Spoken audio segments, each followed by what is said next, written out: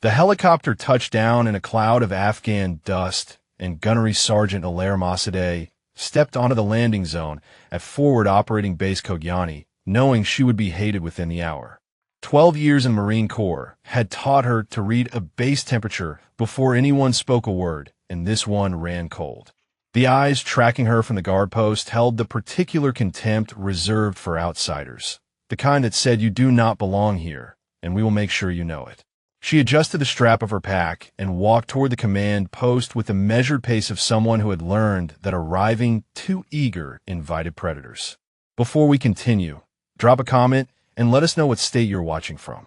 Perhaps you have witnessed someone being underestimated in your community. Master Sergeant Cade Rennick met her at the operations building with a clipboard and an expression that suggested he had already decided everything he needed to know about her. He stood 6'2", with shoulders built from years of carrying combat loads, and a jaw that looked like it had been carved specifically for issuing commands nobody would question. He glanced at her paperwork without reading it. "Cultural Support Team Attachment," he said. His voice carried the kind of dismissal that turned words into weapons. "We requested additional shooters, and they sent us a liaison." Alara kept her expression neutral. "Gunnery Sergeant Massadeh, reporting as ordered, Master Sergeant." Rennick looked past her like she had already ceased to exist. He shouted across the compound at a young Marine who was struggling with an equipment case. The Lance Corporal, barely 20 years old with the terrified eyes of someone fresh from training, fumbled the case and sent its contents scattering across the dirt. "Volkov!" Rennick bellowed. He crossed the distance in 4 strides. "You drop government property one more time, and I will have you burning waste for the rest of your deployment. Pick it up, now." The young Marine scrambled on his hands and knees, grabbing components while his face burned red.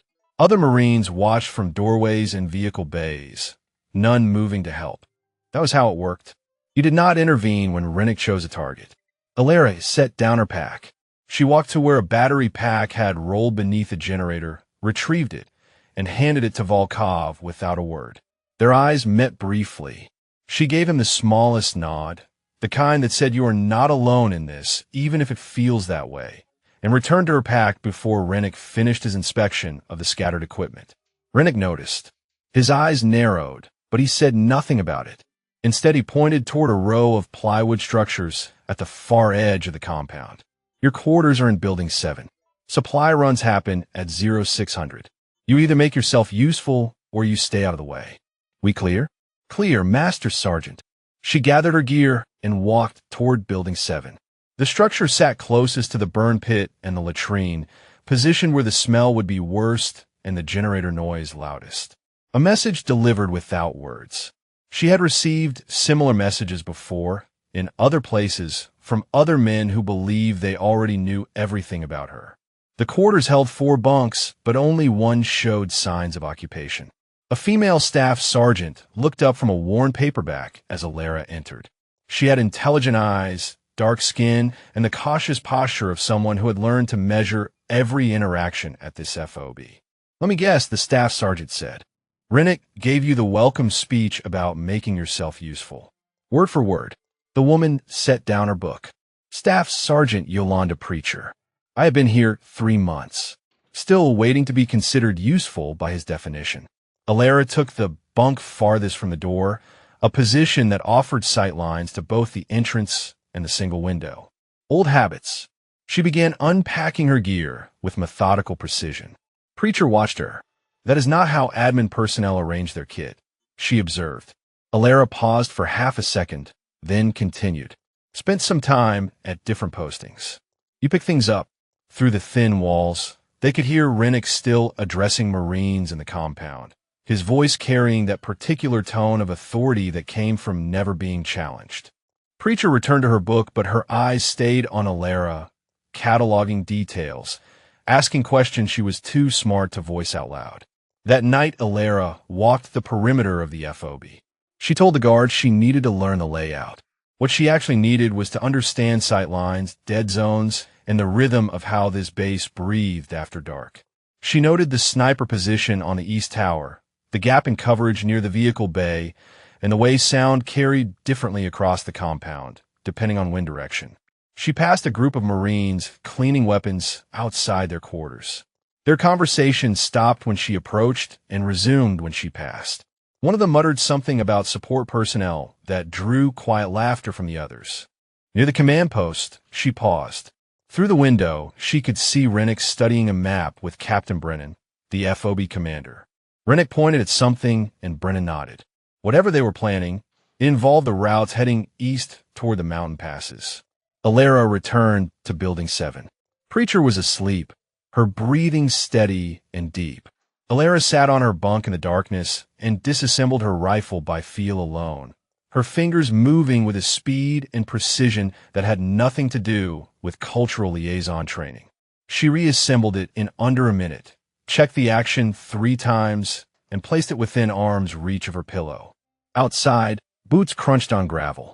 2 Marines passed her building, their voices low. "Did you see how she handled that rifle earlier?" one of them said, when she was checking her gear at the pad. The other Marine made a dismissive sound. "Probably just showing off. Those support types always want to look like they belong." "No," the first Marine insisted. "That was muscle memory. That was thousands of hours. My instructor at Pendleton did not move that clean." Their footsteps faded into the Afghan night. Alara lay back on her bunk and stared at the plywood ceiling. Tomorrow Rennick would send her on a supply run through hostile territory, expecting her to fail or freeze or prove every assumption he had already made. He would be watching for weakness, because weakness was all he knew how to see. He was going to be disappointed. The morning briefing confirmed everything Alara had suspected about Master Sergeant Rennick. He stood at the front of the operations room addressing 15 Marines, while she and Preacher occupied folding chairs against the back wall, physically separated from the rest of the unit like contamination that needed containing. "Patrol route takes us through Sector 7 today," Rennick said, pointing at the map. "Intelligence suggests minimal activity, but we stay sharp." He glanced toward the back of the room. "Support personnel remain with the vehicles during any dismounted operations. They are not trained for direct engagement, and I will not have liability on my conscience." Preacher's jaw tightened, but she said nothing. Alara watched Rennick's hands as he spoke, noting the way his fingers pressed harder against the map when he mentioned casualties from a previous patrol. There was something personal buried in his operational briefings, something that drove his contempt beyond simple prejudice. After the briefing, the Marines dispersed to prepare their equipment. Alara found Preacher outside the armory, checking her rifle with aggressive precision. "He has been like this since you arrived?" Alara asked, "or before?" Preacher seated a magazine and released it, checking the action. "Before. 3 months of being told I am a liability. 3 months of being assigned to vehicle duty while the men clear buildings." She looked up, "But it got worse about 6 weeks ago. Something happened. He does not talk about it, but the other Marines whisper." "What do they say?" "That his brother served here, at this FOB." Preacher lowered her voice. "That his brother did not make it home." Alara filed that information away. Grief twisted people in predictable ways. It found targets that made the pain feel purposeful, enemies that gave shape to formless loss. Rennick had decided that anyone he perceived as weak threatened the Marines under his command, and that belief had calcified into something immovable. The patrol staged at 0700. Alara took her position in the second vehicle, wedged between ammunition cases and water supplies, her rifle across her knees. The convoy rolled through the FOB gates and into the Afghan countryside, a landscape of brown hills and distant mountains that looked beautiful until you learned how many ways it could kill you. 40 minutes into the patrol, the convoy halted at a small village. Rennick ordered dismount for the riflemen, while Alara and Preacher remained with the vehicles as instructed. Through the dusty window, Alara watched the Marines move through the village, their movements professional but not exceptional. She noted the rooftop they failed to check, the alley they cleared too quickly, the pattern in their formation that a competent enemy could exploit. Movement caught her eye. A man on the eastern ridge, there for half a second and then gone. She reached for her radio to report it, then stopped. Rennick would dismiss her observation. Worse, he would use it as evidence that support personnel panicked at Shadows. She watched the ridge for another 3 minutes. The figure did not reappear. Perhaps it had been nothing. Perhaps it had been a shepherd. Or perhaps someone was mapping their patrol routes, and she had just let them do it because speaking up meant being dismissed.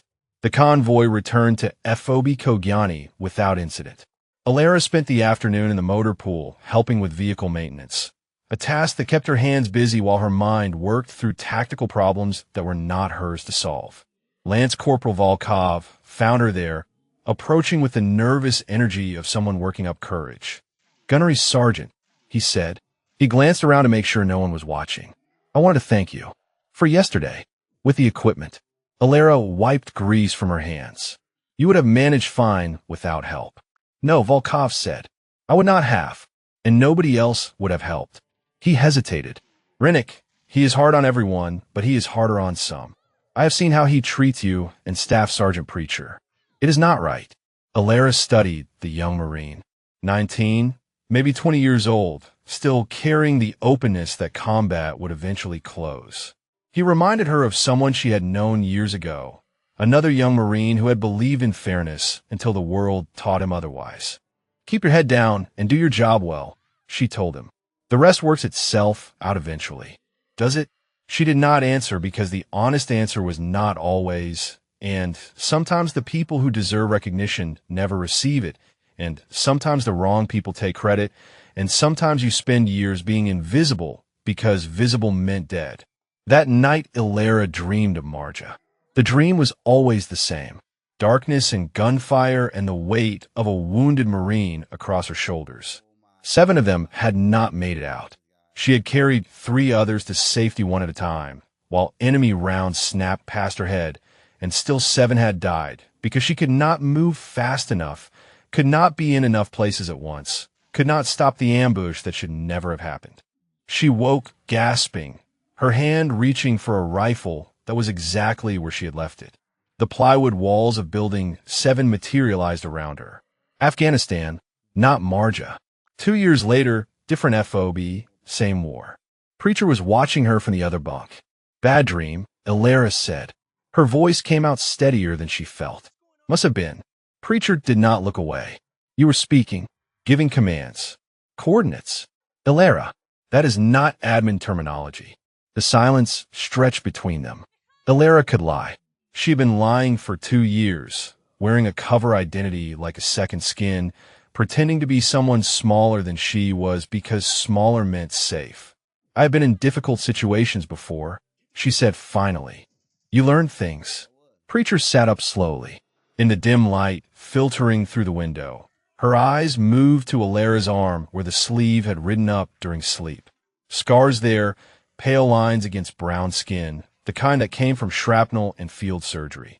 "Those are not difficult situation scars," Preacher said quietly. "Those are combat scars. Close combat. The kind where you see faces." Alara pulled her sleeve down.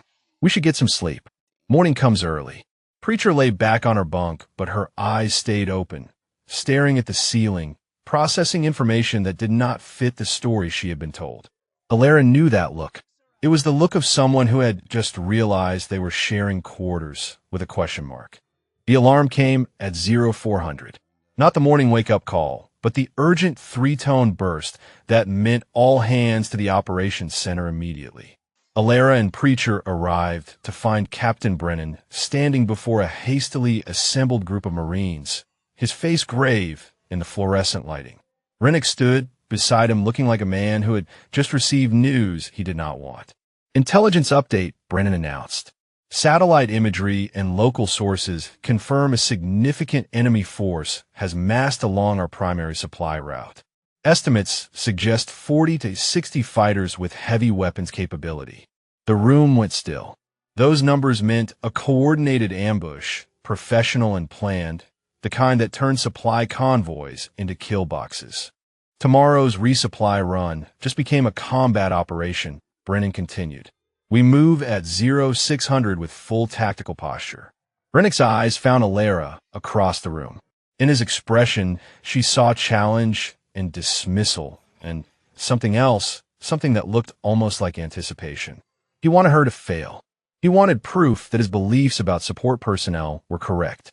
He spoke without breaking eye contact with her. Let us see what the cultural support team can do when things get real.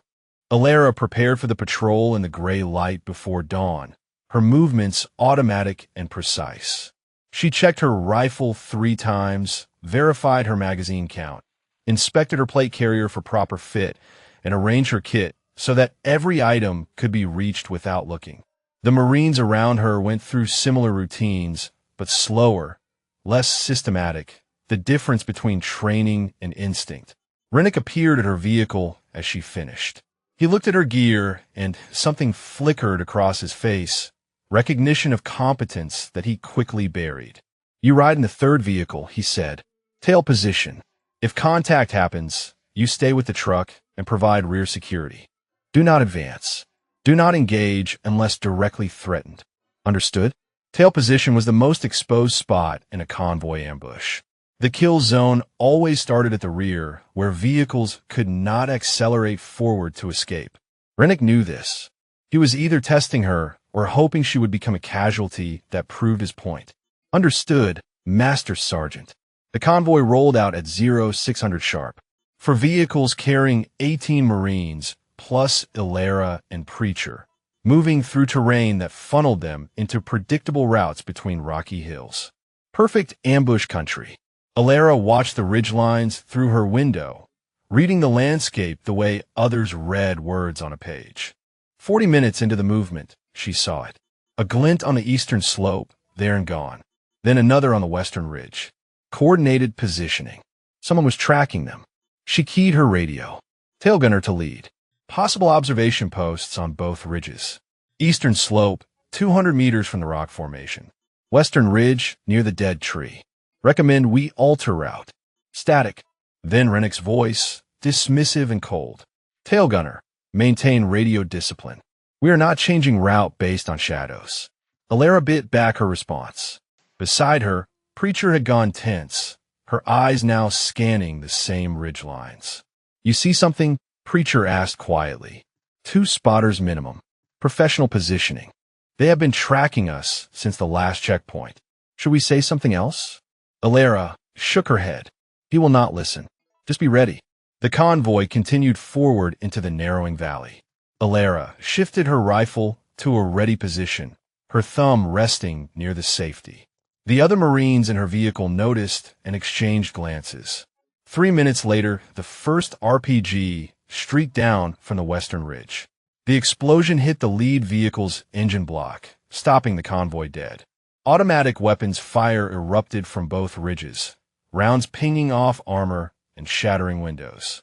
The ambush was exactly where Alara had predicted, executed exactly as she had feared. Contact left and right, someone shouted over the radio. Rennick's voice cut through the chaos, ordering dismount and return fire. Alara moved before conscious thought. She exited the vehicle on the protected side, brought her rifle up, and began identifying targets. The enemy fighters were well concealed, but not invisible. Muzzle flashes gave away positions. She tracked one, led the target, and fired twice. The muzzle flash stopped. Preacher dropped beside her, firing controlled bursts at the western ridge. The ambush was not overwhelming. Maybe 12 to 15 fighters, a harassment force rather than a full assault. They wanted to test the convoy's response, probe for weaknesses. Alara moved to better cover, her body staying low, her movements economical. A fighter broke from concealment to reposition, and she dropped him with a single shot at 300 meters. Another tried to advance down the slope, and she put 2 rounds center mass before he made it 10 feet. Around her, Marines were fighting back effectively. The initial shock had passed, and training took over. Rennick was coordinating fire teams, his command sharp and professional despite the chaos. Whatever his flaws, he knew combat. The engagement lasted 11 minutes. The enemy fighters withdrew when it became clear the ambush had failed to achieve surprise. No Marine casualties, though the lead vehicle was disabled and would need towing. In the aftermath, Alara helped establish a security perimeter while the convoy reorganized. Her hands were steady. Her breathing was controlled. She had fired 7 rounds, and was reasonably certain all 7 had found their targets. Sergeant Adara, a compact rifleman with intelligent eyes, approached her during the lull. He had been in the vehicle ahead of hers, close enough to watch her engagement. "Gunnery Sergeant," he said carefully. "That was some shooting back there." "We got lucky," Ilera replied. They were not expecting resistance. Adara did not look convinced, but he nodded and moved away. The convoy reached a small village 2 hours later, stopping to assess damage and gather intelligence. Ilera stayed with the vehicles as ordered while Marines questioned locals about enemy movements. Through the open window, she could hear the interpreter, Corporal Nazreen Qadri, struggling to communicate with an elderly villager whose dialect differed from standard Dari. Without thinking, Ilera stepped out of the vehicle and approached. She spoke to the old man directly, her Dari flowing in the specific dialect of Helmand province, asking about water sources and family connections and the things that mattered in village life before working toward questions about the men in the mountains. The old man's face changed. He began talking freely, sharing information about fighter movements, supply routes, a commander who had arrived 2 weeks ago from Pakistan. Ilera listened, asked follow-up questions, and thanked him in the formal manner his generation expected. When she turned around, Corporal Qadri was staring at her. So was Rennick. "Where did you learn that?" Rennick demanded. His voice was quiet, which was somehow more dangerous than shouting. "Language training," Ilera said. "It is part of the cultural support curriculum." That was not classroom Dari. Qadri's voice held confusion and something like awe. That was native fluency. Regional dialect. "You spoke to him like you grew up in this province." Rennick stepped closer.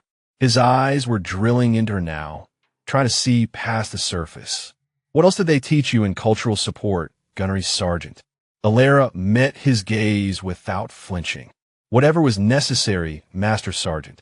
He held her stare for a long moment, then turned and walked back to the convoy.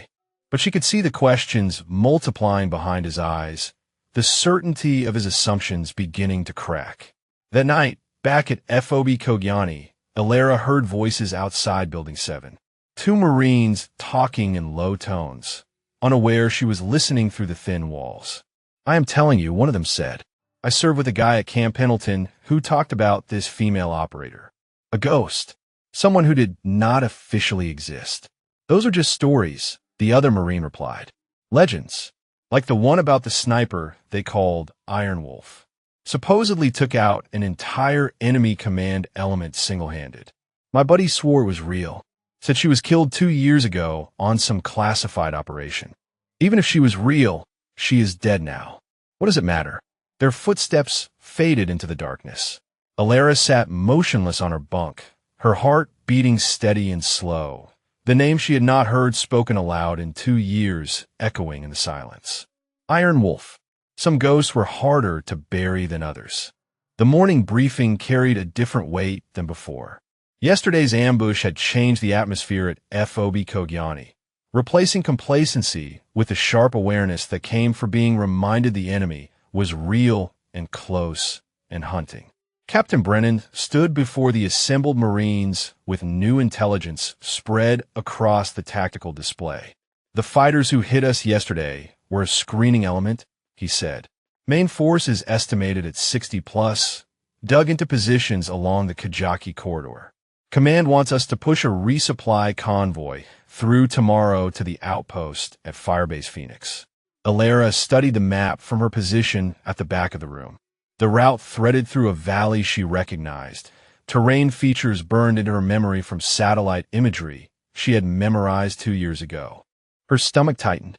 Rennick outlined the convoy composition and movement plan. Standard formation for vehicles, heavy weapons mounted. "We push through fast and do not stop for anything short of a disabled vehicle." Ilera raised her hand. The room went quiet. Rennick's eyes narrowed. "Something to add, Gunnery Sergeant?" "The route passes through a natural choke point at grid reference 47. Ilera kept her voice professional and calm. "High ground on 3 sides, limited maneuver space, single egress route. If the enemy has any tactical competence, that is where they will mass their ambush. I recommend we approach from the northern route instead. It adds 2 hours, but eliminates the kill zone." Rennick stared at her. The northern route has not been cleared in 3 weeks. We have no current intelligence on enemy positions there. We have no current intelligence suggesting it is more dangerous than driving into an obvious ambush site. The silence stretched. Marines exchanged glances, uncertain whose side to take. Rennick's jaw tightened. The route stands as planned. We move fast, maintain firepower superiority, and push through before they can coordinate. That is how Marines operate. He paused.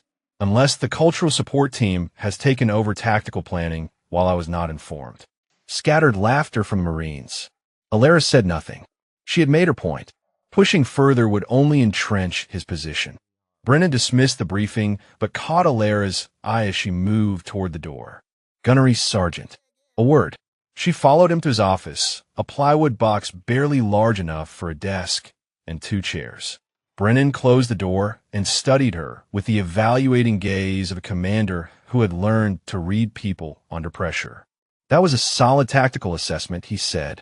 Better than solid. That was the kind of analysis I expect from officers with years of combat planning experience. I pay attention, sir. Brennan leaned against his desk. Your file says cultural support team, language specialist, community liaison. He picked up a folder.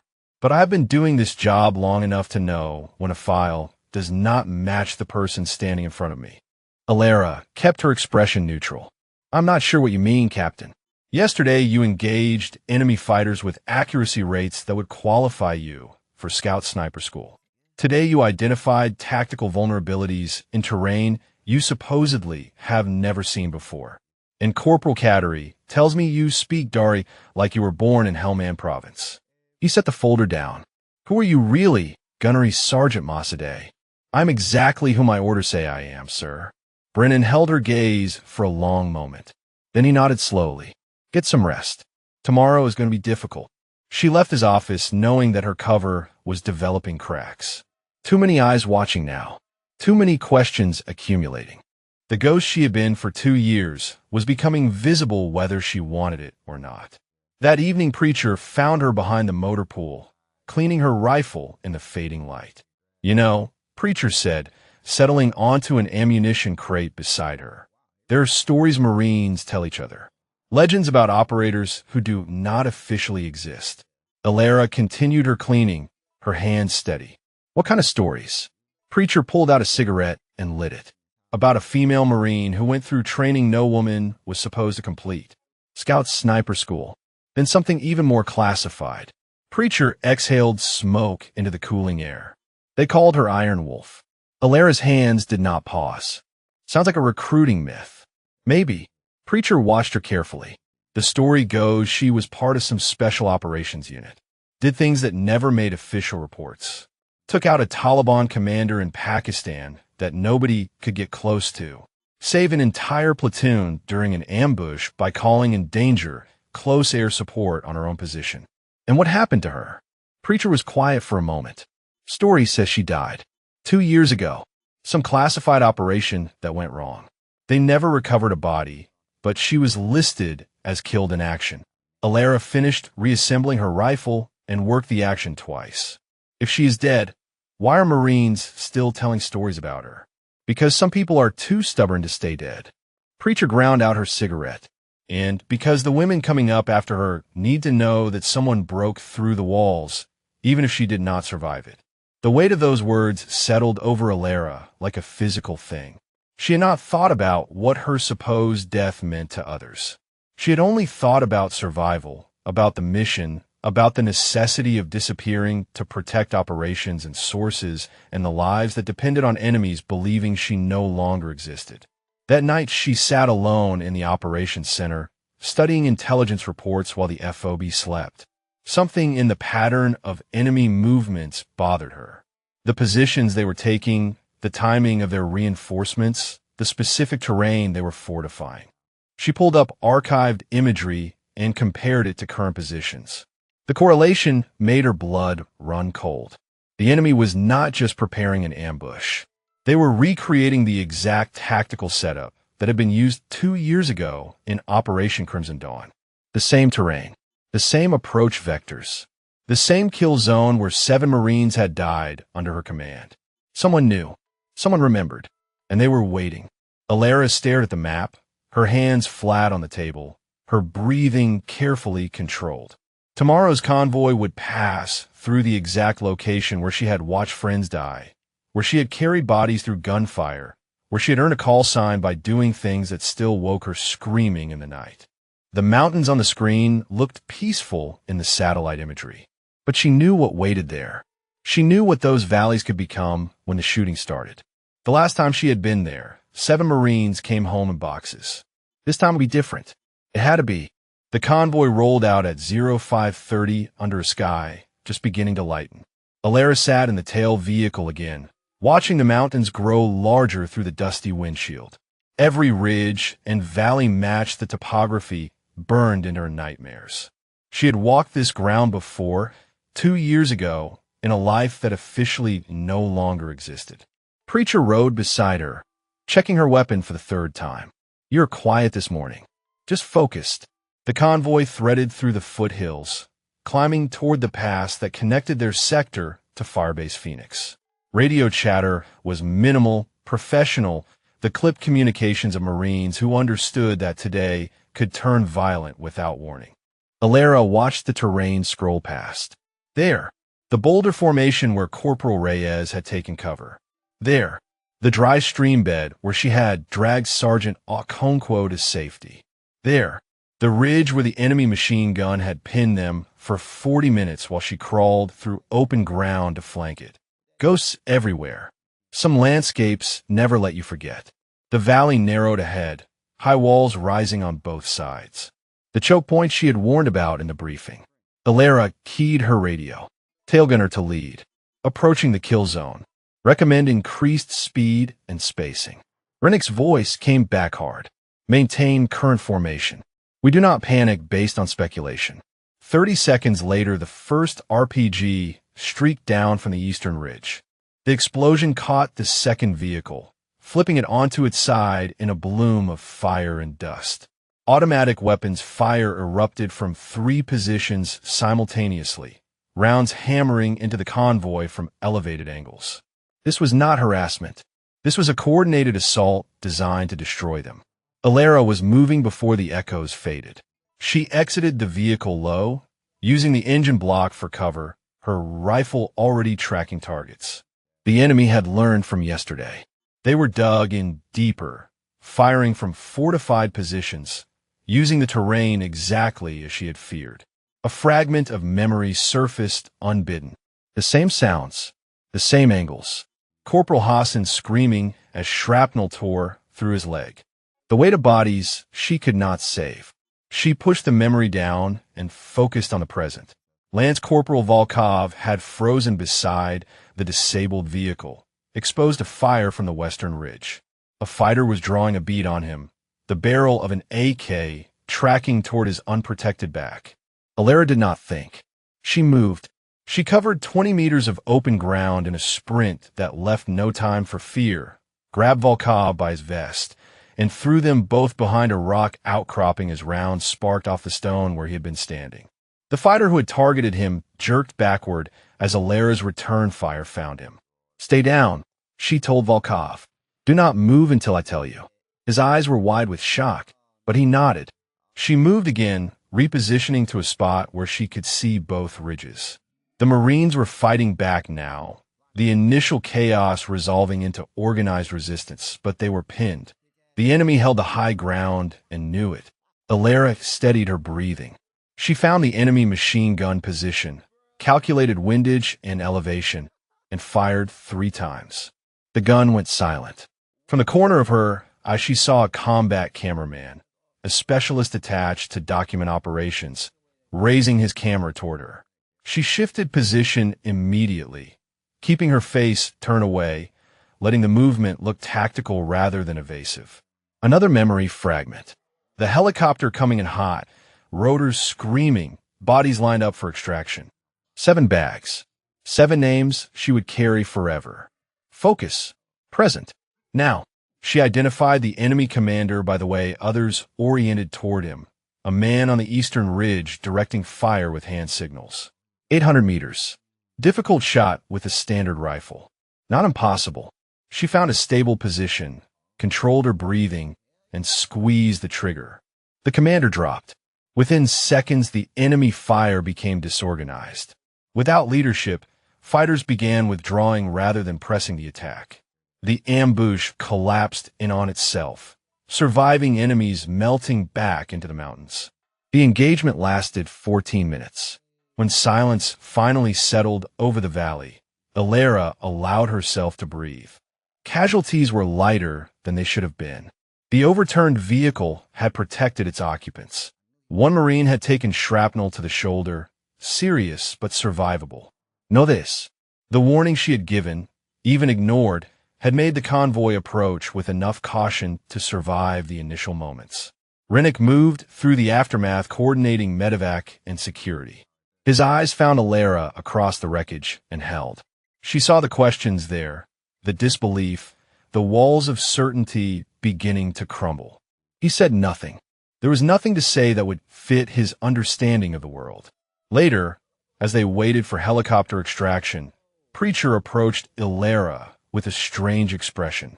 Private Collins was in the second vehicle, Preacher said quietly. The one that flipped. He saw what happened during the firefight. He told me about a shot you took. Alara kept her face neutral. We all took shots. That is how firefights work. He said you dropped an enemy fighter at 800 meters with iron sights. 3 rounds, 1 target, impossible distance with that rifle. Preacher stepped closer. Collins went through scout, sniper screening. He knows what that kind of shooting means. And he knows there is no cultural support team training that teaches it. Collins was disoriented from a blast. You probably saw someone else. Preacher shook her head slowly. I have been watching you for days, Alara. The way you move, the way you read terrain, the way you handle weapon. She paused. You are not who your file says you are. And I think you know exactly what those Iron Wolf stories are really about. Before Alara could respond, Captain Brennan's voice cut across the perimeter. Gunnery, Sergeant Mossadegh. Command post. Now, she found him waiting beside the radio station, his face grave. He held a printed message. Your file has been flagged by higher command, Brennan said. Someone at Camp Leatherneck is asking questions about your assignment here, about your background, about discrepancies in your service record. He looked up. I told you I know when a file does not match the person. Apparently, I'm not the only one who noticed. Alara felt the walls closing in. 2 years of careful anonymity unraveling in a single day. You have until morning to give me answers, Brennan continued. Real ones. Or I send an inquiry up the chain and let them sort out who you really are. The helicopter was coming now, rotors beating the air, dust swirling across the valley where 7 Marines had died 2 years ago, where she had become something that was not supposed to exist. Her cover had hours left at most, and she still had not decided what to do when it finally shattered. Alara never got the chance to answer Captain Brennan. The first mortar round hit the fuel depot at 0317, turning the night into a wall of orange flame. The explosion knocked her sideways, ears ringing, instincts screaming to move. A second round hit near the motor pool, then a third. The alarm sirens wailed to life as automatic weapons fire erupted from multiple directions outside the perimeter wire. All hands to defensive positions, Brennan shouted into the chaos. This is not a probe. They're coming through. Alara grabbed her rifle and ran toward the east wall where the fire was heaviest. The FOB's defensive positions were manned, but taking casualties. Muzzle flashes from the darkness beyond the wire suggesting at least 30 attackers on this sector alone. Someone had given the enemy detailed information about their defenses. The gunner on the east tower went down as she arrived, clutching his shoulder and screaming. The mounted .50 caliber sat silent, its barrel pointed uselessly at the sky. Alara climbed the ladder without thinking. She swung behind the weapon, racked the charging handle, and opened fire in controlled bursts. The .50's thunder rolled across the compound, tracers reaching into the darkness, finding targets. Enemy fighters who had been advancing on the wire scattered for cover. East Tower is back up, she called into the radio. Concentrated assault on sectors 4 through 6. I count 3 dozen minimum. Rennick's voice came back, strained but controlled. All positions hold. Reinforcements moving to East Wall. Below her, a young Marine named Dawson had pressed himself against a barrier, his rifle shaking in his hands. He was 19 years old, 3 weeks in country, facing his first real combat. His eyes had the glazed look of someone whose mind was trying to shut down. "Dawson," Alara shouted down to him. Her voice cut through his paralysis. "Look at me." She waited until his eyes found hers. "You're going to be fine. Your rifle works. Your training works. Pick a sector and engage targets. Nothing else matters right now." "I cannot," he stammered. "I cannot do this." "Yes, you can." Alara fired another burst, dropped 2 fighters trying to breach the wire. "You are a Marine. This is what Marines do. Breathe, aim, squeeze. That is all. Just those 3 things." Something shifted in Dawson's face. His hand steadied. He raised his rifle, found a target, and fired. The shot went wide, but the second one did not. He was fighting now. Alara returned to the 50, sweeping fire across the assault line. The enemy had expected to overwhelm the FOB with speed and violence. They had not expected organized resistance this quickly, but they were not retreating. "A breach," someone shouted. "Southeast corner. They are through the wire." Alara saw it. A dozen fighters pouring through a gap in the perimeter, spreading into the compound. If they reached the command post or the ammunition storage, the FOB was lost. She abandoned the 50 and dropped from the tower, hitting the ground running. 3 Marines fell in behind her without being asked, following her toward the breach. "On me," she commanded, bounding Overwatch. "First team moves, second team covers." We pushed them back to the wire. The counterattack was brutal and close. She led from the front, her rifle barking in short bursts, her movements drawing fire away from the Marines behind her. Room to room, barrier to barrier, they pushed the breach force back toward the gap in the wire. Volkov was beside her now, his fear from the earlier ambush replaced by something harder. He moved when she moved, fired when she called targets. The young Marine who had frozen the valley was becoming something else. They sealed the breach in 11 minutes. The last enemy fighters withdrew into the darkness, dragging their wounded. The assault was broken. In the sudden silence, Alara heard someone calling for a medic. She found Dawson behind the barrier where she had talked him through his fear. He was lying on his back, hands pressed against his stomach, dark blood pooling beneath him. A round had found the gap between his armor plates. She dropped beside him and applied pressure, but she could feel the truth beneath her hands. Too much damage. Too much blood already lost. Dawson looked up at her with eyes that were beginning to fade. "Did I do okay?" The words caught in her throat. She had seen death before. She had held Marines as they died, made promises she could not keep, carried guilt that never got lighter. But this one broke something she thought she had armored over. "You did perfect," she told him. "You stood up when it mattered. You fought when it counted. Your family will know you died a Marine." His hand found hers and squeezed weakly. "Will you tell them? My mom and my sister. Will you tell them I was not scared? I will tell them," she whispered. "I promise." Dawson smiled. Then his hand went limp. Alara stayed beside him until the medics came. She did not cry. She had forgotten how. But something in her chest cracked open, a wound that matched all the others she carried, the names and faces that never left her. When she finally stood, Rennick was watching from 10 feet away.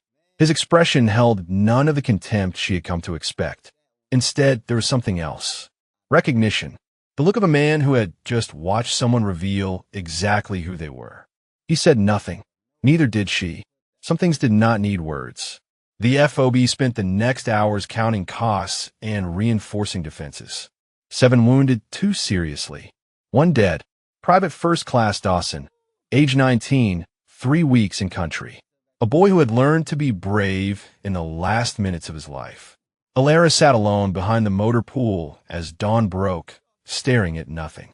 Preacher found her there, but did not speak. She simply sat beside her in the silence, offering presence instead of words.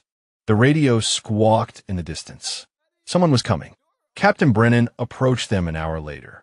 His face was grave, but something else flickered behind his eyes. something that looked almost like answers arriving. Just got off secure comms with Camp Leatherneck, he said. Sergeant Major Theodore Achebe is inbound. Arriving this afternoon. Alera's blood went cold. Achebe. She knew that name. She knew exactly why he would remember hers. He requested information about you specifically, Brennan continued. About your file. About the discrepancies. He paused. Whatever is coming, Gunnery Sergeant, I suggest you prepare for it. Because something tells me your cultural support cover is about to become irrelevant. The helicopter would arrive in 6 hours. Alera had 6 hours to decide whether to run or finally stop hiding. 6 hours until the ghost came back to life. The FOB woke to the smell of smoke and the weight of what had been lost. Marines moved through the compound repairing defenses and cataloging damage with the mechanical efficiency of people who had learned to push grief into boxes that could be opened later. Private Dawson's personal effects had been collected and sealed. His bunk was already stripped. The war did not pause for mourning. Alera had not slept.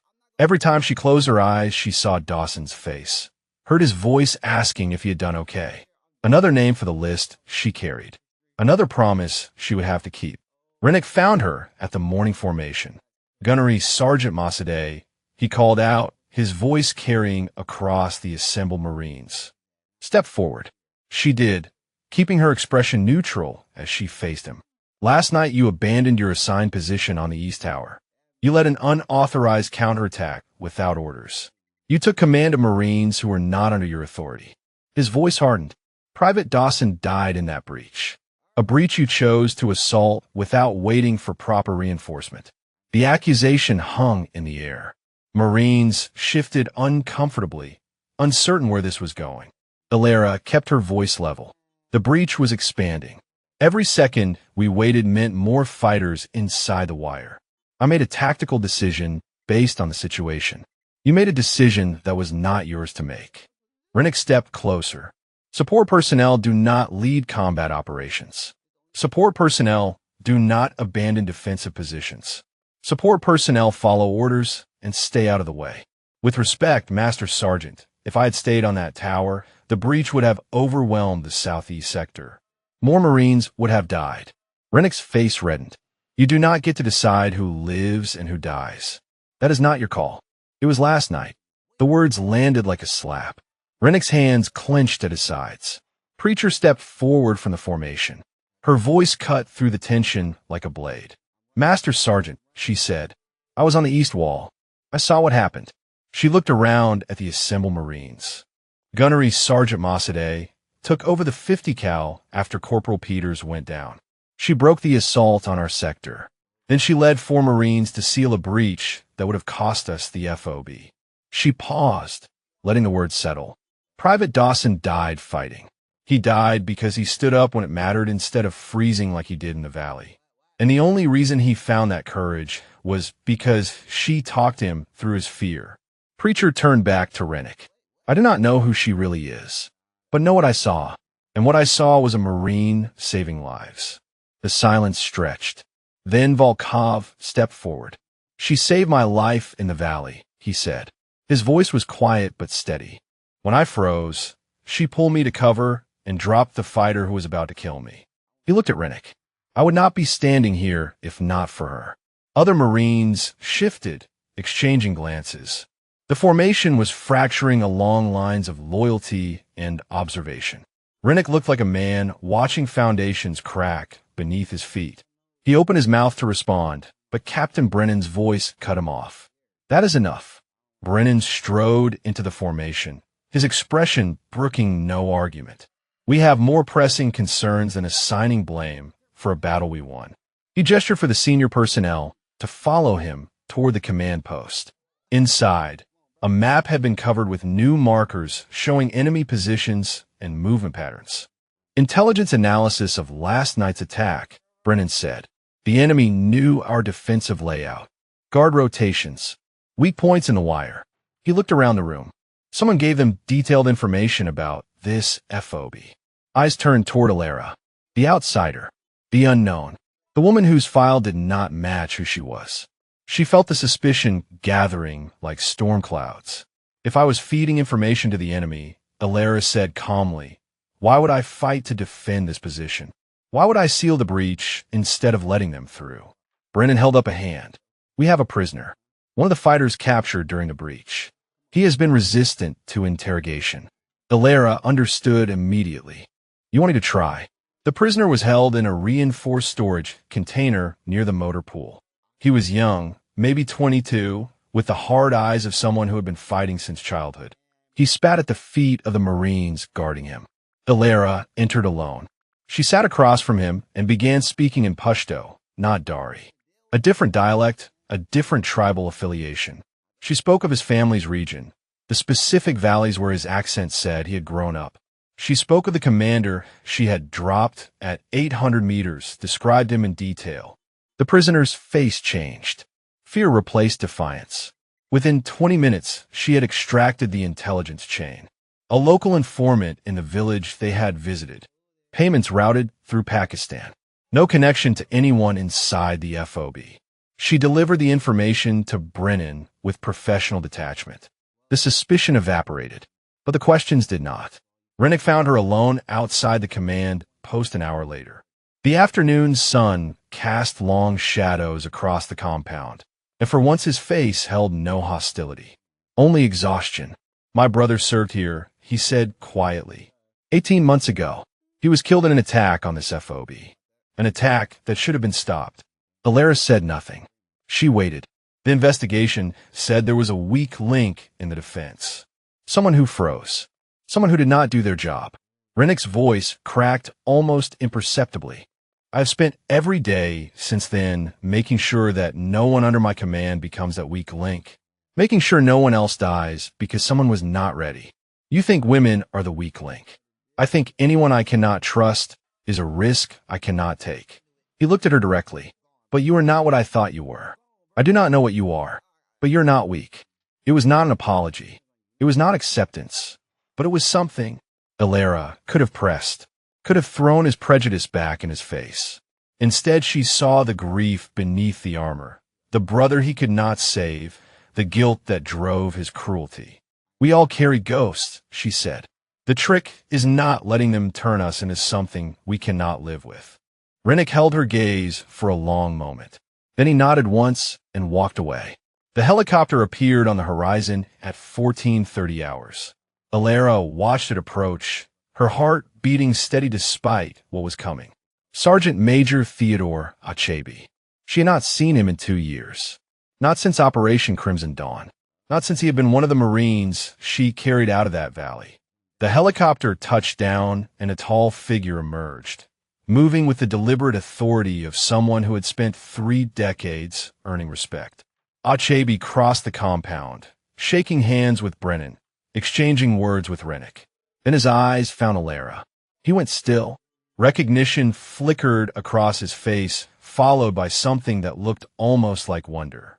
He nodded once, slowly, deliberately, and Alara knew that whatever came next, the ghost was about to speak. Sergeant Major Achebe disappeared into Captain Brennan's office and did not emerge for 2 hours. The FOB hummed with speculation. Marines gathered in small groups, trading theories about why a sergeant major from Camp Leatherneck would visit a remote outpost the day after a major attack. Some thought it was an inspection. Others suspected a classified operation. A few whispered that someone was in trouble. Preacher found Alara near the motor pool, watching the command post from a distance. You know him, Preacher said. It was not a question.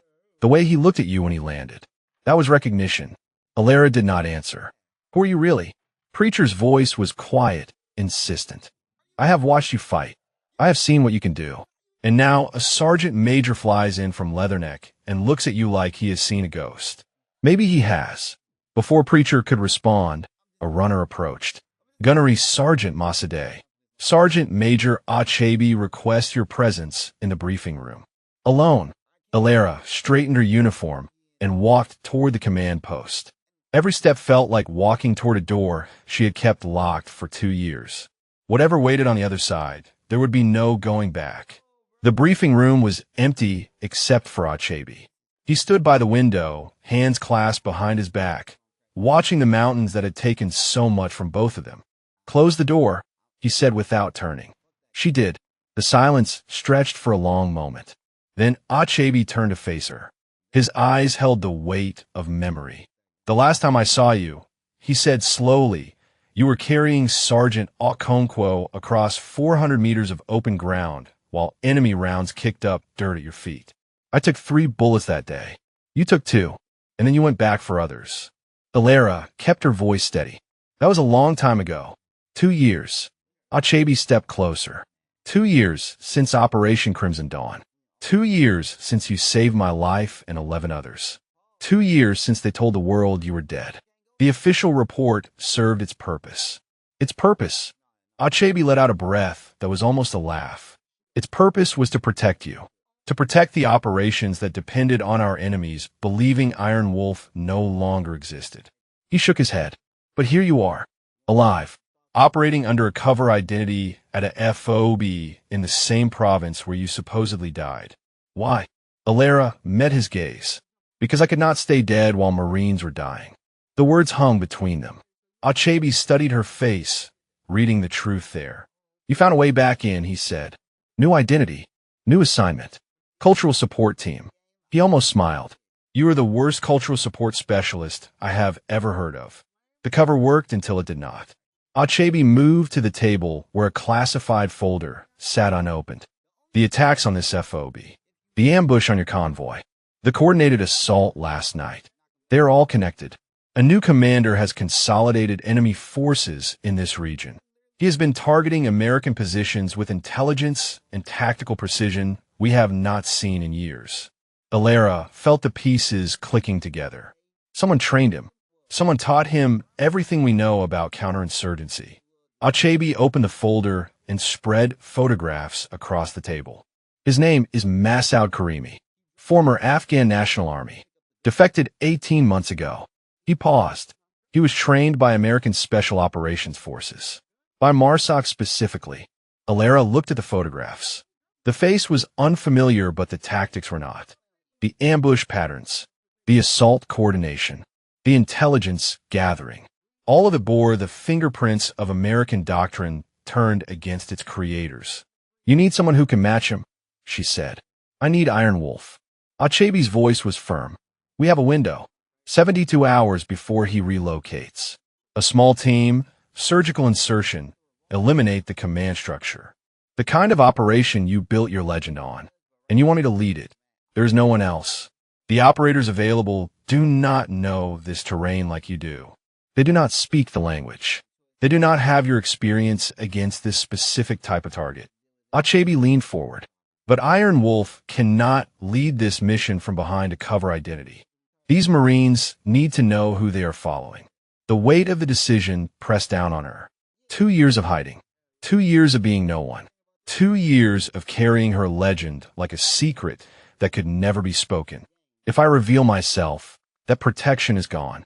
Every enemy who wanted me dead will know I am alive. Yes, and the Marines who follow me into that valley might not come back. Also yes." Achebe's expression softened slightly. "But they will follow the truth, not a lie wrapped in a borrowed name." The door opened. Rennick stood in the entrance, his face a mask of frustration. "Sergeant Major, with respect, I have a right to know what is happening in my FOB. There are operations being discussed, and I am being excluded." Achebe regarded him calmly. "Master Sergeant Rennick, your concerns are noted. This woman has been operating under my command with a file full of lies." Rennick pointed at Alara. "Whatever she really is, I need to know. My Marines need to know." Achebe looked at Alara. The question was in his eyes. The decision was hers.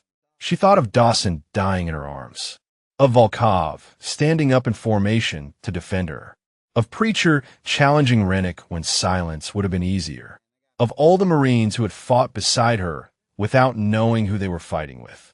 They deserved the truth. "Call assembly," she said quietly. "All personnel." Achebe nodded. He turned to Rennick. "You want to know who she is, Master Sergeant? You are about to find out." 20 minutes later, every Marine at FOB Kogyani stood in formation. The afternoon sun cast long shadows across the compound. Alara stood beside Achebe at the front, her heart pounding against her ribs. Rennick's eyes were fixed on her, waiting. Preacher stood in the second row, her expression unreadable. Volkov was near the back, the young Marine who had grown from frightened boy to someone who stood when it mattered. Achebe stepped forward. His voice carried across the silent assembly. What I am about to tell you is classified, but given the operation ahead, you have earned the right to know. He paused, letting the weight of his words settle. 2 years ago, a Marine was officially listed as killed in action. This was done deliberately, to protect ongoing operations and to shield that Marine from enemies who had placed a price on her head. He turned toward Alara. That Marine stands before you now. Murmurs rippled through the formation. Rennick's face had gone pale. Achebe continued. Some of you have heard stories. Legends about a female operator who did things that were not supposed to be possible, who saved 200 lives in a single operation, who earned a call sign that became a symbol for every woman who followed her into the Corps. His voice rose, filling the compound. Iron Wolf, stand ready. Iron Wolf, stand ready. The words rolled across the compound like thunder before lightning. For a heartbeat, nothing moved. Then Alara stepped forward. The woman who moved was not the cultural support specialist who had arrived at FOB Kogyani days ago. That woman had been a shell, a disguise worn out of necessity. What emerged now was something else entirely. Her posture shifted, her chin lifted. Her eyes swept the formation with the calm assessment of someone who had commanded Marines in places that did not exist on any map. She spoke, and her voice carried a weight it had not held before.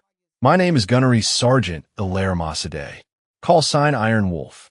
I served with Marine Special Operations Command for 6 years before my death was staged to protect ongoing operations. Everything you have heard about me is true, and some of what you have heard does not come close to the truth. The silence was absolute.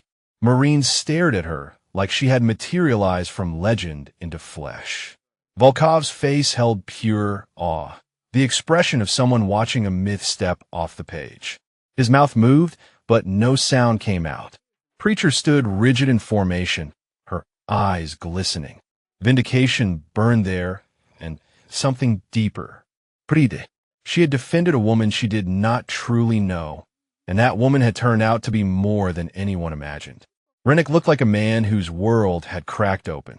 The color had drained from his face. His hands hung loose at his sides. Every assumption he had built, every certainty he had wielded like a weapon, lay shattered at his feet. 2 years ago, Alara continued, I led a team into these mountains on a mission designated Operation Crimson Dawn. Our objective was to eliminate a high-value target coordinating attacks across 3 provinces. Intelligence indicated minimal resistance. She paused. The memory was a wound that never fully closed. Intelligence was wrong. The flashback took her then, vivid as the day it happened. The night had been moonless, perfect for infiltration. 12 operators moving through terrain they had studied for weeks. Alara on point, reading the darkness with senses honed by years of training. The target compound lay 2 kilometers ahead. Everything was proceeding according to plan. Then the first explosion tore the night apart. The ambush was devastating. Enemy fighters had known they were coming, had prepared positions that turned the approach into a kill zone. Within seconds, 4 of her team were down. Rounds snapped past her head as she dove for cover, already calculating angles and options. The radio was chaos. Men screaming, calls for support that could not arrive in time. The mission had become a survival situation in the span of a heartbeat. Alara took command. She organized the survivors into defensive positions, directed fire to suppress enemy movement, and called in coordinates for air support that she knew would take too long. 2 more Marines fell in the first 10 minutes. The enemy was closing in. We were pinned in a valley with no extraction route, she told the assembled Marines. Air support was 40 minutes out. We had 7 wounded who could not move under their own power, and enemy fighters were advancing from 3 directions. The choice had been impossible. Stay together and die, or someone goes out alone and creates enough chaos to buy time. Alara had gone alone. She moved through the darkness like something that belonged there. Her rifle spoke in controlled bursts, each shot finding its mark. She flanked the Eastern Assault Force and collapsed their position with grenades she had taken from fallen enemies. She circled to the north and eliminated their machine gun nest with a knife when her ammunition ran low.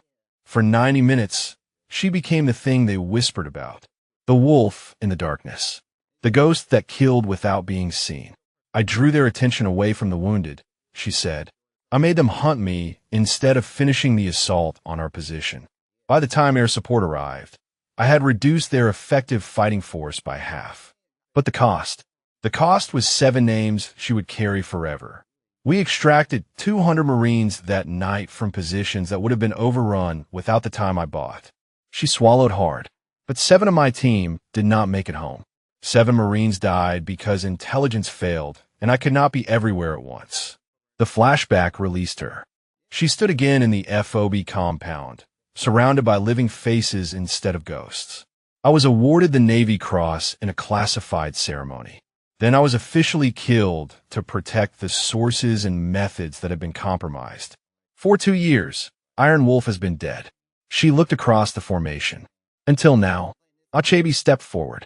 The enemy commander coordinating attacks in this region trained with American forces. He knows our tactics. He knows our doctrine.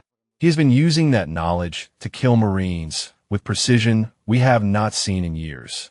His voice hardened.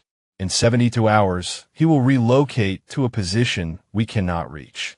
We have one window to eliminate him and his command structure. One chance to end the threat he poses. Achebe turned to Alara.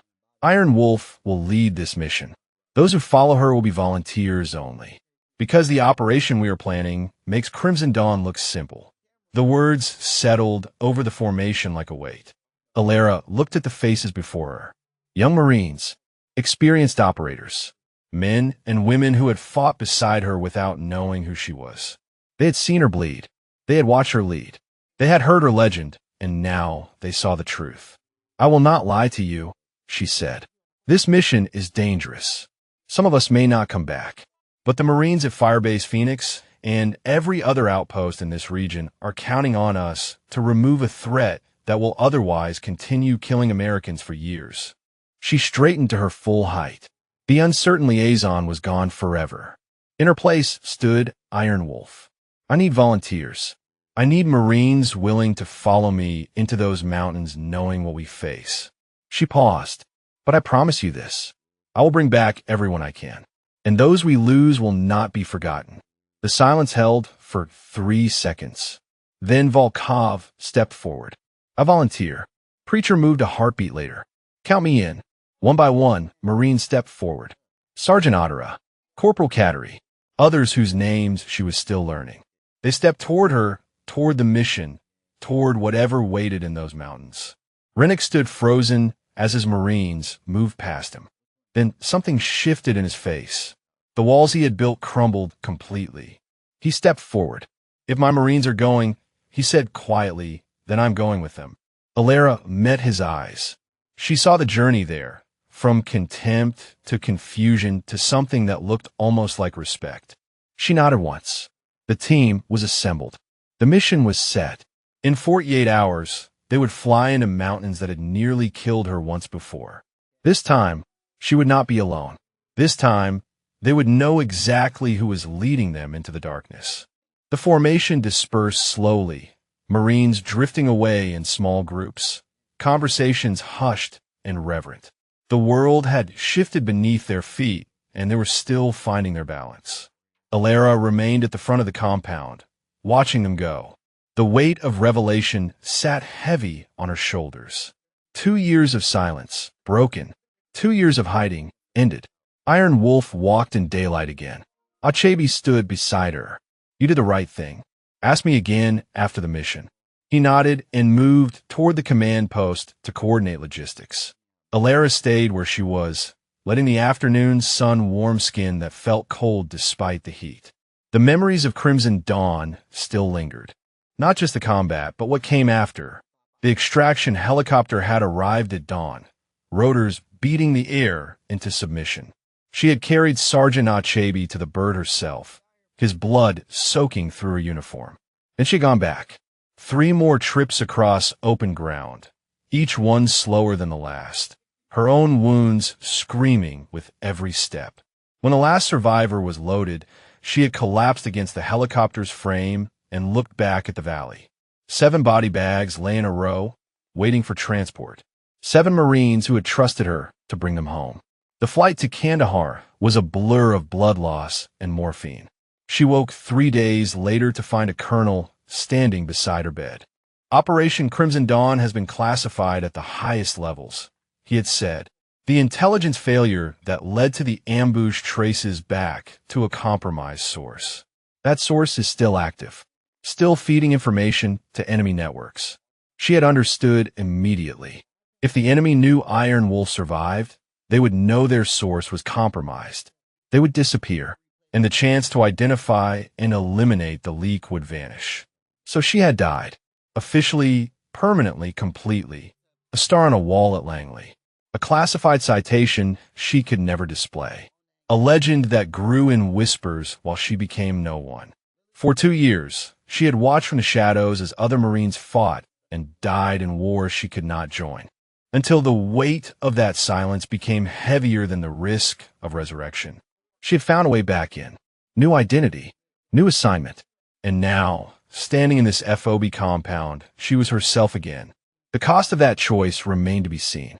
Rennick found her an hour later, near the ammunition depot where she was inspecting equipment for the mission. He approached slowly, like a man walking toward something he did not fully understand. "Gunnery Sergeant," he said. His voice lacked the edge it had carried for days. "Can we speak?" She set down a magazine she was checking. "Go ahead." He struggled with the words. She could see him wrestling with pride and prejudice and the ruins of everything he thought he knew. "I was wrong," he said finally. "About you. About what you were capable of. About what women in combat roles could be." He paused. "I let my grief turn into something ugly. I looked at you and saw everything I was afraid of instead of what was actually there." Alara waited. This was not a moment for her to speak. "My brother died because of chaos," Rennick continued. "Because combat is chaos, and sometimes people die no matter how prepared you are. I spent 18 months blaming everyone except the enemy who pulled the trigger." He met her eyes. "You're not what I blamed you for. You're the opposite of it. I know why you built those walls," Alara said quietly. "I have walls of my own." Rennick nodded slowly. "On this mission, whatever you need, I follow your lead. No questions. No secongisin." He straightened. "You have earned that. It was not friendship. It was not absolution. But it was respect, hard-won and freely given." The mission briefing convened at 1900 hours. Alara stood at the front of the room, maps and satellite imagery spread before her. The volunteers filled every seat, their attention focused with an intensity that had not existed days ago. They looked at her differently now, not as an outsider or a liability, as a leader. "Karimi's compound is here," she said, pointing to a cluster of buildings in a mountain valley. Defensive positions on 3 approaches. Estimated 40 fighters plus his command element. She traced routes on the map. "We insert by helicopter at this landing zone for kilometers out. Movement to objective under cover of darkness. Assault at 0400 when alertness is lowest." She outlined the team assignments, fire positions, contingencies. Her voice was calm and certain, each word carrying the weight of experience bought in blood. Questions came, and they were different than before. Respectful, tactical, Marines seeking to understand her vision rather than challenge her authority. Sergeant Ottera raised his hand. "Rules of engagement on the approach. Weapons cold until we reach phase line alpha. No contact before we are in position. If we are compromised early, we abort and extract." She looked around the room. "This mission succeeds through precision, not firepower. We go in quiet, we eliminate the target, we disappear." The briefing continued for 2 hours. When it ended, Marines dispersed to prepare their equipment with renewed purpose. Preacher lingered after the others left. "Can I say something?" she asked. Alara nodded. When I came to this FOB 3 months ago, I thought I was alone. Preacher's voice was steady, but emotion flickered beneath. I thought being a woman in a combat unit meant fighting two wars at once. The enemy outside the wire and the doubt inside it. She stepped closer. Then you arrived. And even before I knew who you were, I saw something different. Someone who moved through the resistance like it did not exist. Someone who proved what was possible just by being present. Alara felt the weight of those words. What you did, Preacher continued. Not just Crimson Dawn, but everything. Coming back when you could have stayed hidden. Leading when you could have stayed silent. She paused. It matters. To me. To every woman who comes after us. It matters more than you know. Alara reached out and gripped Preacher's shoulder. Then we make sure this mission succeeds. We make sure the story continues. Preacher nodded, her jaw set with determination. The night before the mission, Alara walked the perimeter one final time. Equipment was staged. Teams were briefed. Everything that could be prepared had been prepared. Volkov found her at the edge of the compound, looking toward the mountains that waited in darkness. Gunnery Sergeant, he said. He stood beside her, no longer the frightened boy who had frozen in an ambush. Can I ask you something? Go ahead. Are you scared? Alara considered the question. The honest answer was complicated. Fear lived in her always, a companion she had learned to walk beside rather than flee from. Terrified, she said. Every time. Volkov looked surprised. But you do it anyway. Fear means you understand stakes. She turned to face him. It means you know what can go wrong, and you choose to move forward despite that knowledge. The people who are not afraid are the ones who get others killed. Volkov absorbed this. Then how do you keep going? Alara looked back at the mountains. Because the alternative is letting fear win. And I have never been good at losing. The helicopter would launch at 0100. 7 hours until they flew into those peaks. 7 hours until Iron Wolf hunted again. She thought of Dawson, who had found courage in his final moments. Of the 7 who had not come home from Crimson Dawn. Of everyone counting on her to bring this team back alive.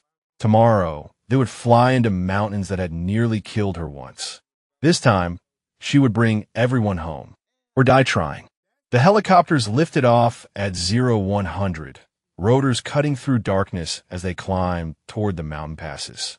Alara sat in the lead aircraft, her team arranged around her in the red glow of cabin lights. No one spoke. Words were unnecessary now. Every Marine knew the mission. Every Marine knew what was at stake.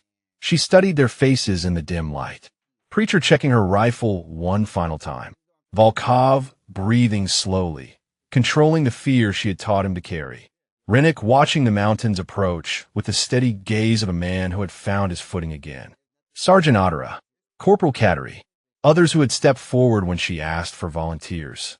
Her team, her responsibility, her promise to bring home. The landing zone appeared below, a flat clearing surrounded by rocky terrain. The pilot flared and touched down, and Alara was moving before the skids fully settled. She hit the ground in a crouch, rifle up, scanning for threats. Her team flowed out behind her with practiced efficiency. Clear, she said into her radio. All teams moved to Rally Point Alpha. They melted into the darkness. The 4-kilometer approach to the target compound required 3 hours of careful movement. Alara led from the front, reading the terrain by starlight, sensing the places where enemy observation posts might lurk. Twice she halted the column, waiting motionless while distant figures passed along ridgelines above them. Her instincts were singing. The mountains felt alive with threat, but she had learned long ago to move through danger rather than away from it. At the 2-kilometer mark, they encountered their first obstacle, an enemy patrol for fighters moving along the route they needed to cross. Alara raised her fist, and her team froze instantly. She watched the patrol through her scope. Their pattern was predictable, their alertness low. Amateurs. She signaled Ottera forward. 2 targets each. Simultaneous. On my mark. They waited until the patrol reached the optimal position. Alara breathed out slowly. Mark. For shots. For bodies dropping. The sound of suppressed rifles barely louder than the wind. Move, Alara commanded. They crossed the danger area and continued toward the objective. The compound emerged from darkness an hour before dawn. A cluster of stone buildings surrounded by fighting positions, exactly as intelligence had indicated. Alara counted sentries and mapped their patterns while her team established assault positions. Rennick's voice came through her earpiece, low and professional. Alpha team in position. Ready on your command. Bravo team set. Preacher added. Alara, check her watch. 0350. 10 minutes until the assault. Then everything went wrong. A dog began barking near the compound's eastern wall. Flashlights flickered to life. Voices shouted in Pashto. Someone had found something, a footprint perhaps, or disturbed ground. The enemy was waking up. They are alerting. Ottera hissed. We need to move now or abort. Alara's mind raced through options. A frontal assault against an alerted enemy would cost lives.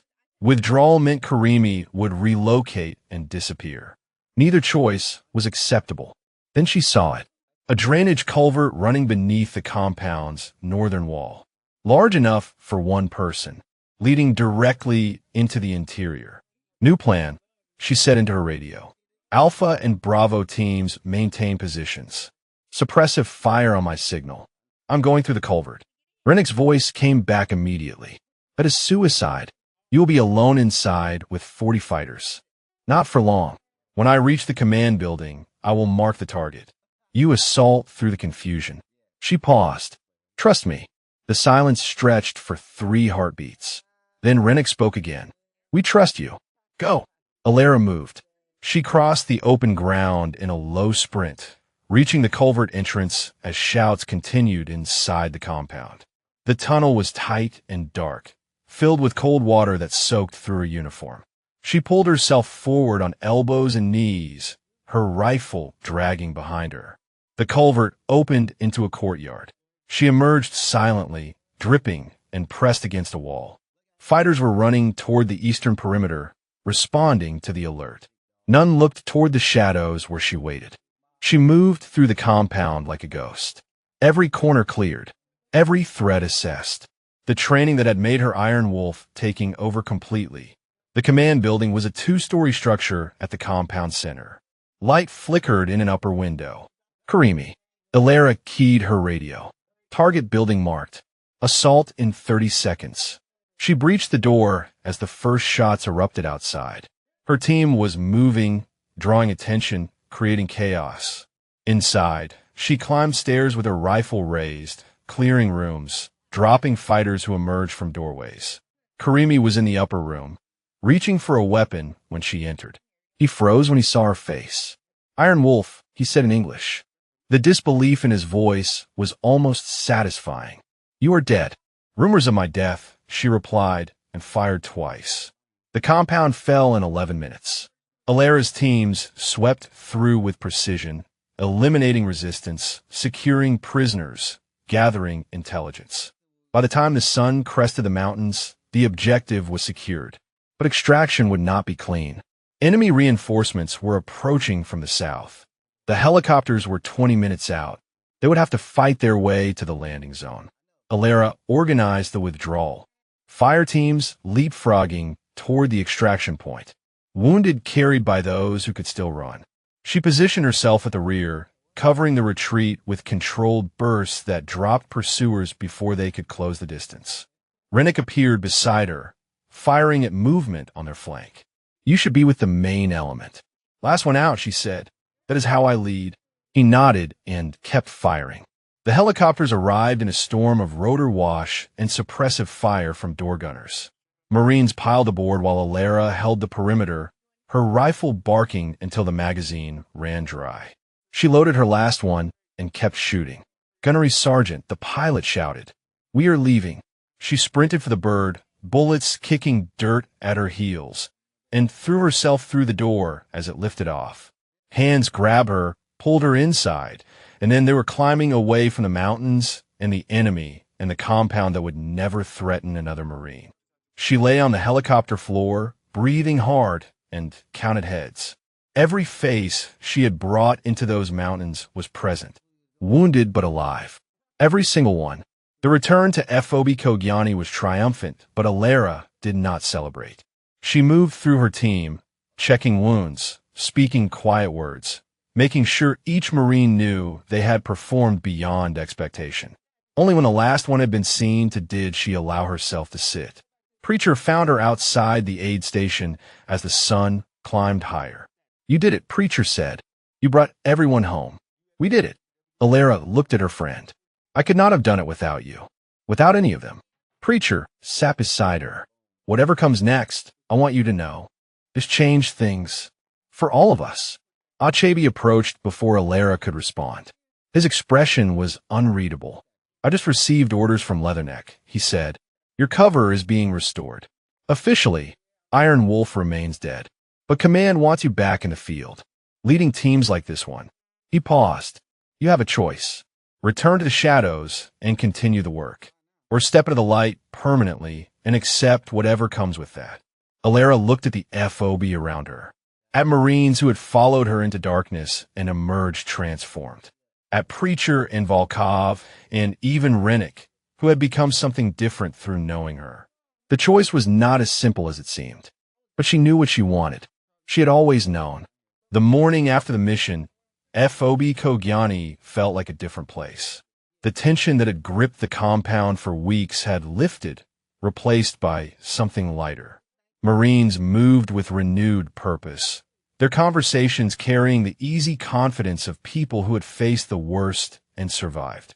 Alara stood before Captain Brennan in his office, the same plywood box where he had first questioned her identity. Now he looked at her with undisguised respect. "The official report credits the mission's success to a joint operations team," Brennan said. "Your name does not appear anywhere in the documentation." Alara nodded. "That is how it has to be. But I want you to know that I have submitted a separate classified recommendation." Brennan leaned forward. "Whatever happens with your cover status, the people who matter will know what you did here, what you have always done." She accepted this with a slight inclination of her head. Some recognition had to remain invisible. She had made peace with that long ago. Achebe was waiting outside when she emerged. His question from the previous night still hung between them.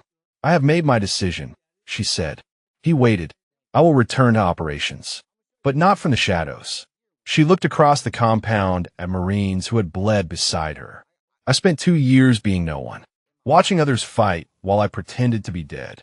She paused. "I cannot do that again. Whatever comes with being visible, I will face it." Achebe studied her for a long moment. Then he nodded. "I will inform Command.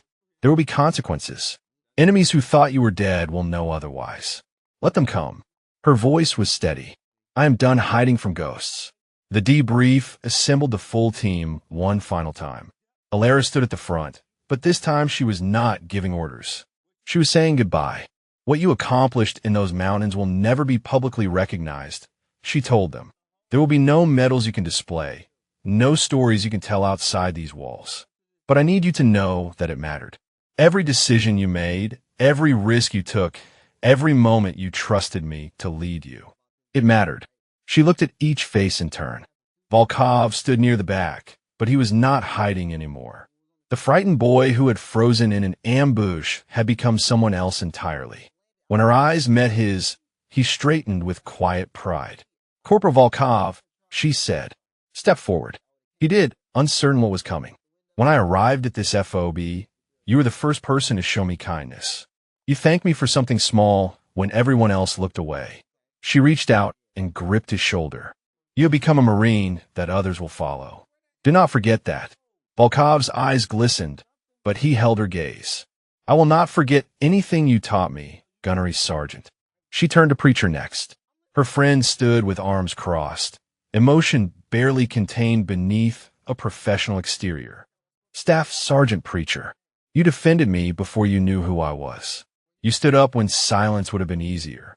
Alara's voice softened. "The Corps needs more leaders like you. Do not let anyone tell you otherwise." Preacher nodded once, sharply. "If I ever get my own command, it is because of what I learned watching you." Finally, Alara faced Rennick. The Master Sergeant stood rigid, his expression a complex mixture of emotions he was still learning to process. The contempt that had defined their early interactions was gone completely, replaced by something harder to name. Master Sergeant Rennick, Elara said. You, and I did not start well. A murmur of acknowledgement rippled through the assembled Marines. But when it mattered, you followed. You trusted. You put aside everything you thought you knew, and you led your team with honor. She extended her hand. That is not easy. I respect it. Rennick looked at her hand for a moment. Then he took it. If you ever need support, he said quietly, my team will be there. Whatever you are facing, wherever you are going. You call and we come. It was not friendship. It was something older and perhaps more valuable. The bond between warriors who had seen each other clearly and chosen respect over resentment. The helicopter arrived at 1400 hours. Elara walked across the same landing zone where she had arrived days ago, her pack over her shoulder, her rifle slung across her chest. The same dust swirled around her boots. The same mountains loomed in the distance. But everything else had changed. Marines she passed nodded to her now. Some called out words of thanks or farewell. A few snapped in formal salutes that regulations did not require but honor demanded. She paused at the edge of the landing zone and turned back for one last look. Preacher stood near the operations building, watching her go. Volkov had climbed onto a barrier for a better view. Rennick stood apart from the others, arms crossed, his expression unreadable but his presence unmistakable. They had been strangers a week ago. Some had been adversaries. Now, they were something else. Not quite family, but close enough. The kind of bond forged in fire and sealed in blood. If this story moved you, share your thoughts about what resonated most. Tell us about someone you know who was underestimated and proved everyone wrong. Or share a time when you finally let people see who you really were. Elara climbed into the helicopter and settled into her seat. The rotors spun up, the aircraft lifted, and FOB Kogyani fell away beneath her. She watched until it disappeared behind the mountains, a small outpost in a vast landscape, unremarkable to anyone who did not know what had happened there. For 2 years, she had been a ghost, a name on a memorial wall, a legend whispered in barracks and training facilities, growing larger with each retelling while the woman behind it shrank into nothing. She had chosen that death to protect others, had worn invisibility like armor, believing that being no one was the price of keeping people safe. But she understood now what that choice had cost her.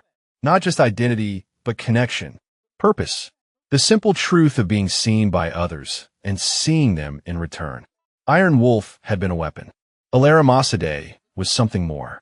The helicopter carried her toward whatever came next. New missions, new teams, new opportunities to lead Marines into darkness and bring them back to light. There would be enemies who learned she was alive. There would be consequences for stepping out of the shadows. There would be risks she could not predict and costs she could not foresee. But there would also be this, the memory of Marines who followed her into mountains that should have killed them. The knowledge that she had kept her promise and brought everyone home. The faces of Volkov and Preacher and even Rennick changed by knowing her. Some ghosts were meant to stay buried, but some are meant to rise.